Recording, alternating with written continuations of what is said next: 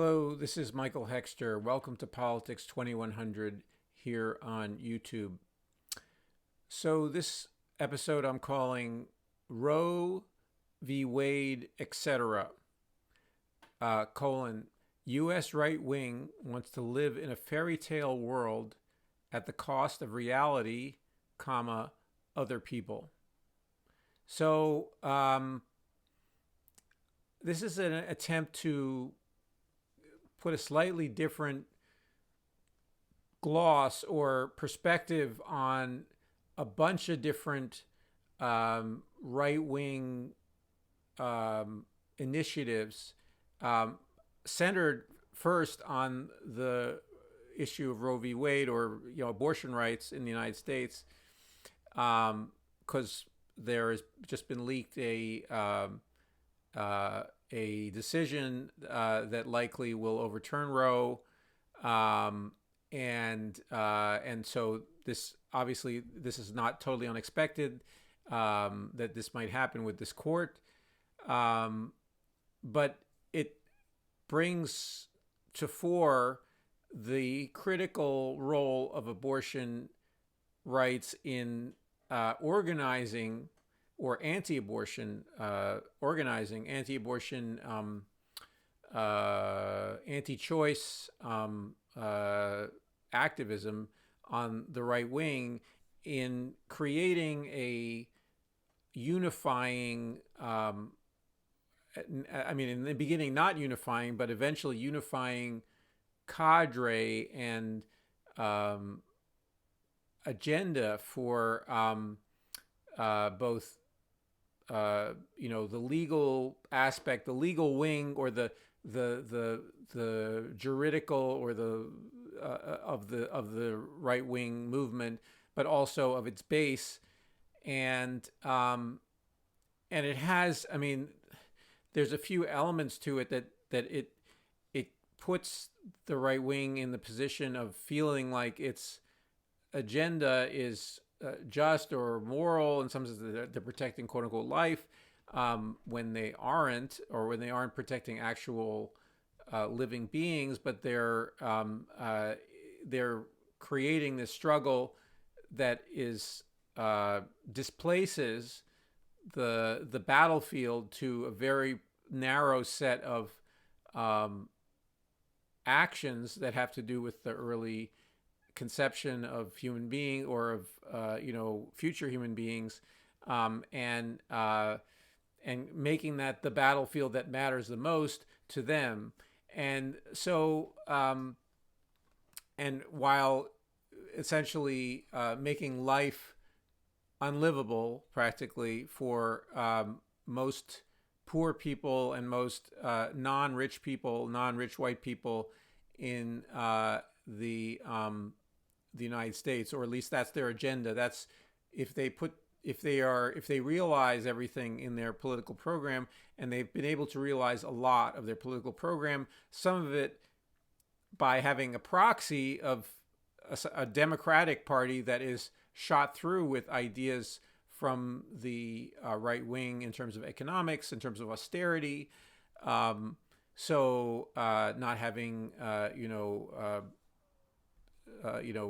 pre-K education, guaranteed, or guaranteed nursery school, or daycare for younger children. Basically, a pro-natalist policy, in its full scope, which would be the consistent and probably more social democratic version of a that would basically minimize the need for abortion, so forth and so on, and also just general social democratic payments to mothers and so forth and so on, which was welfare in the United States at one point, but was extremely means tested and extremely degrading in the way that it was administered to women, single mothers mostly. But anyway, the basically the what I'm trying to do is take a step back. There are so many different issues that converge on this. There's women's rights. There's sort of religious fervor, religious fundamentalism. Um, but I'm seeing a sort of an overall pattern in the right wing group psychology, let's say, that which the abortion rights debate is emblematic of, and that is there's an insistence, an entitlement, a sense of entitlement to a fantasy version of reality, and it's contained in sort of in the "Make America Great Again," the sort of mystical past that is referred to by some people who study fascism and authoritarianism, and sort of the idea that a mystical past is important to fascist movements. And we have really in the United States now around this. It's not just a conservative movement or even these people. Most of them can't be considered sincerely religious in the sense of really embodying the teachings of their faiths that they profess. In reality, that it's about depriving other people of rights and making life difficult for other people is the end result of their supposed religious passions. But the so there's a lot of different layers in how you can, and so people can look at this and see different things. But I want to look at this from the perspective of that these are people who are insisting on a fantasy version of basically conception and birth, and everything is in some sense is fated and is happy, or is, if it's not happy, it's determined by some power. Obviously, some of these people believe in divine agency and so forth and so on, but that they think that this is all that it's not about individual decisions and individual rights to their bodily autonomy and so forth and so on, and everything becomes part of this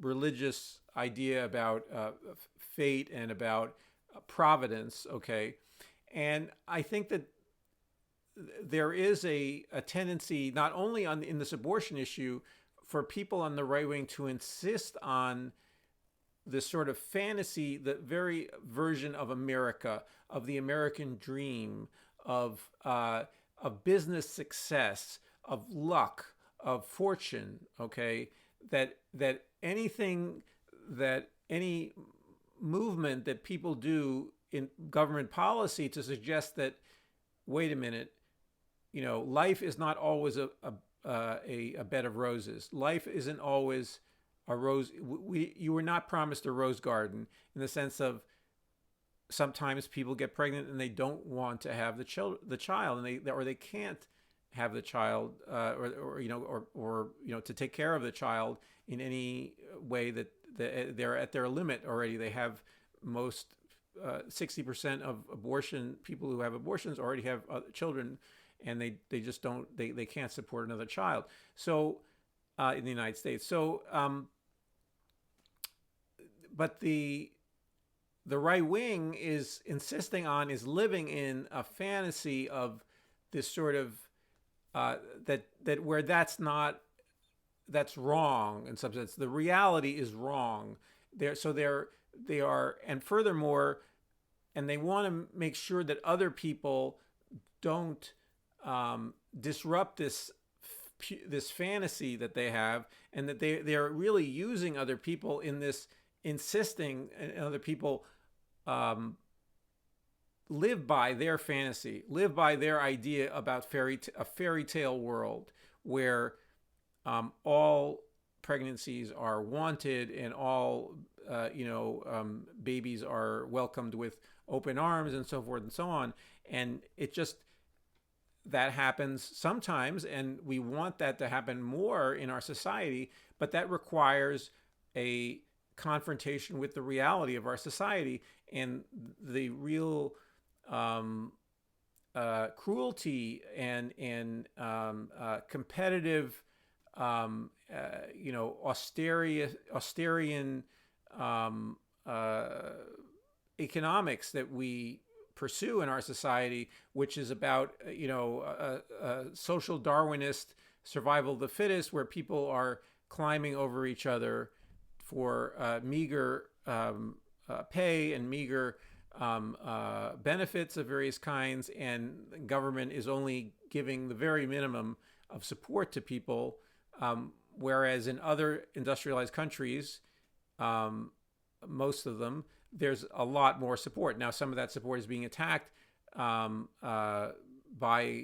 forces similar to our right wing in those countries, but they still are starting at a much higher base of support for many, many more decades than ours. So, but anyway, what I'm trying to get at though is that this view of that you see in the anti-abortion movement, you see it also in the true believers in quote unquote free market economics, or libertarians, or or at least the sort of credulous believers in the rich makes right, or in other words, basically the fantasy version Donald Trump. So Donald Trump, and this kind of explains a little bit, I think, about why Donald Trump has been so central to the right wing movement in the last 6-7 years, or I guess around, you could say that 7 years, is that he has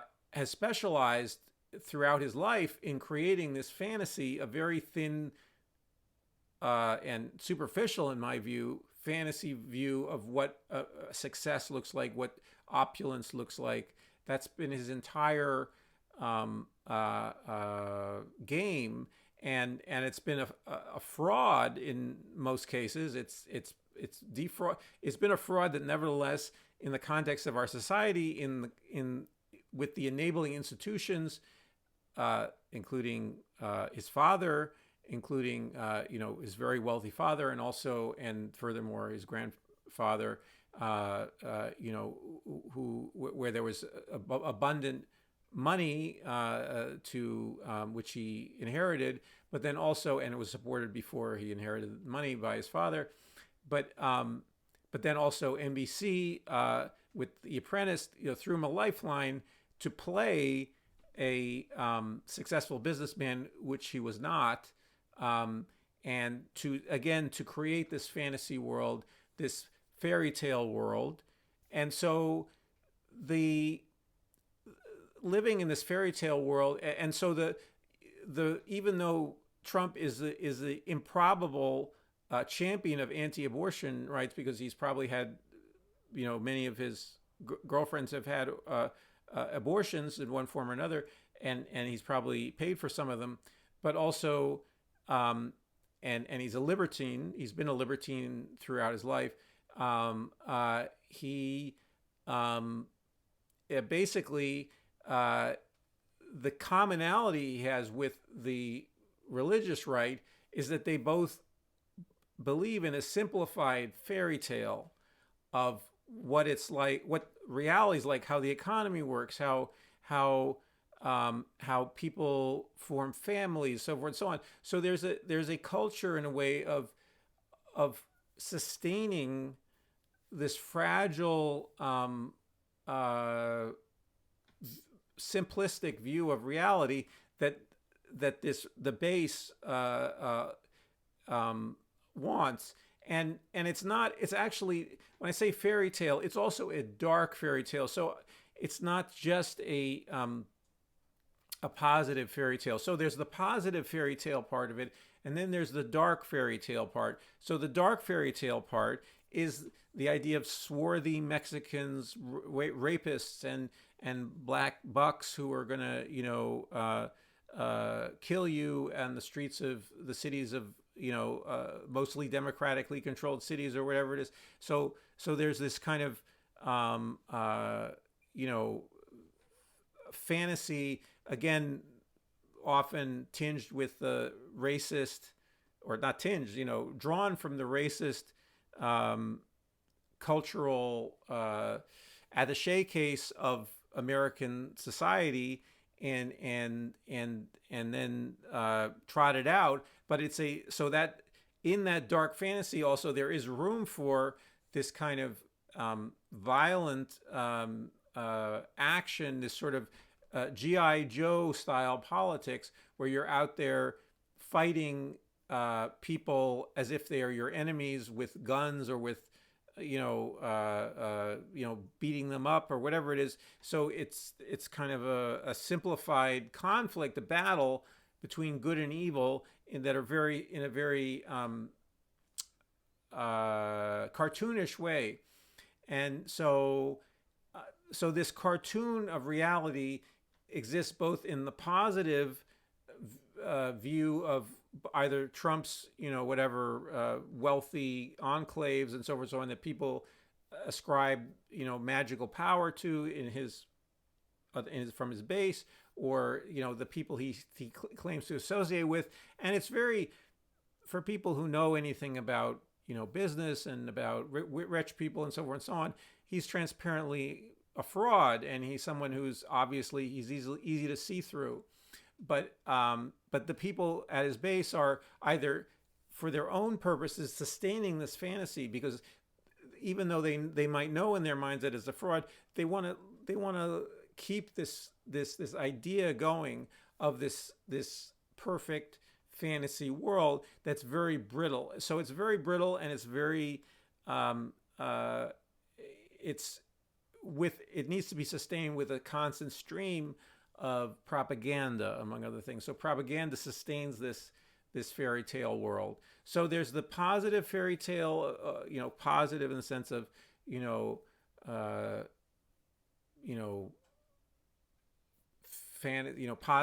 ideas about happiness and familial, whatever it is, togetherness, and and babies and so forth and so on being born, and which and being loved and so forth, and everyone wanting them, and so that's part of this sort of positive fantasy. And then there's the negative fantasy of this sort of brutal world where you go to battle against these cartoonishly evil people who are different than you, who are lower. So this is also, there's a hierarchical aspect to it, obviously, where you're the part of the good people, okay, who are the better kind of person, who is fighting the lower kind of person. And so you're constantly sustaining this fairy tale by battling the supposedly lower orders, the supposedly or the bad people, the evil people, the insidious people, the tricky people who are the rulers of the world, who tend to be often considered to be Jewish, in this sort of cartoon fantasy right-wing world, or liberal communists or something, communist socialists, who are trying to force you to do things you don't want to do, and so forth and so on. So anyway, and then you have to fight those people. You have to create a battle with those people, and essentially not even have a political. It's no longer politics. It's as in fascism, it becomes war. In other words, so war is substitutes for politics. And so anyway, and in the original fascism also, you had the similar fulsome fantasy of German womanhood and German motherhood, and you had all these rituals and so forth and so on that celebrated this kind of Aryan fantasy world of supposedly wholesome family life and so forth and so on. But at the same time, you had also this kind of dark fantasy world of the evil forces that are encroaching on and are endangering that fantasy. And so anyway, so one of the roles I think that people, even though this is I'm trying to be as descriptive as possible, I think I'm getting at a commonality across different issues that the right wing has in terms of this a psychological model of reality that is simplified, that is, but at the same time embattled, and and so there's an effort to fight, to try to and to find evil, and try to stomp on evil in order to maintain this very simplified fantasy of how life should go. So so I think that this presentation might be helpful in trying to talk to people who are enmeshed in these in these movements, and who and also in try to organizing counter narratives, counter about who we are, and a positive engagement with complexity, a positive engagement with our diversity, okay, and not just racial diversity or gender diversity, but also just our overall the diversity of life itself, and the paths that life takes, among other things, including, most obviously with, again, it's magnified with the abortion issue because of the way that the right has focused on abortion. But there's so many other parts of life where, you have complex choices to make, and you are a complex person, and so forth and so on.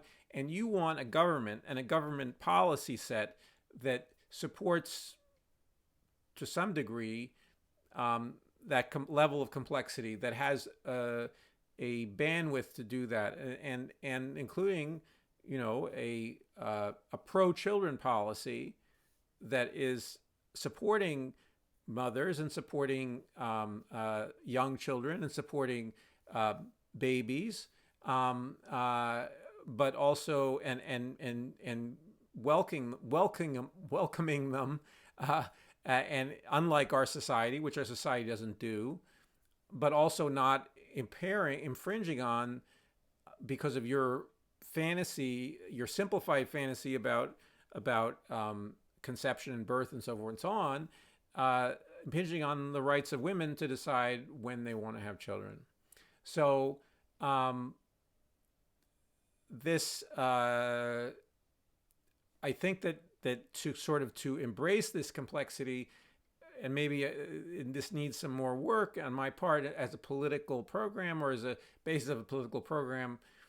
At least I think I'm providing a counter narrative here, or implied as a counter narrative to the insistence of the right wing to continue to sort of bash away at their idea about life, starting at conception and so forth and so on, and that and therefore that is the prime, or that is this, even if you concede that to them, that is the summum bonum. That's what we should orient our government policy around. It's like, well, no, it's about, are you pro children? Are you pro or pro life in the fullest, which some people, it's not original with me to talk about that particular aspect as a pro-choice message, but still, that I think is something that